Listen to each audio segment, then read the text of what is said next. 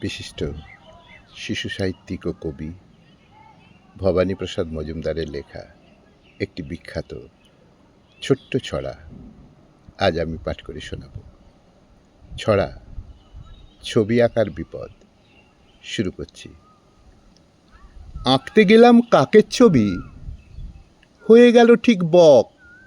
বক বললে, তুই তো দেখি আচ্ছা আহম্মক, পারবি নে তো তবুও কেন মিথ্যে আঁকার শখ। দূর হয়ে যা, কানের কাছে করিস নে ঠক ঠক।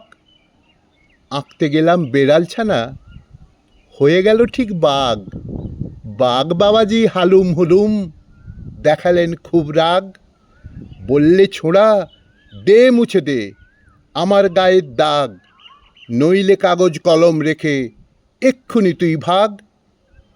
আঁকতে গেলাম নেংটি ইঁদুর, হয়ে গেল ঠিক চড়াই। বললে চড়াই হতভাগার, মুখেই শুধু বড়াই।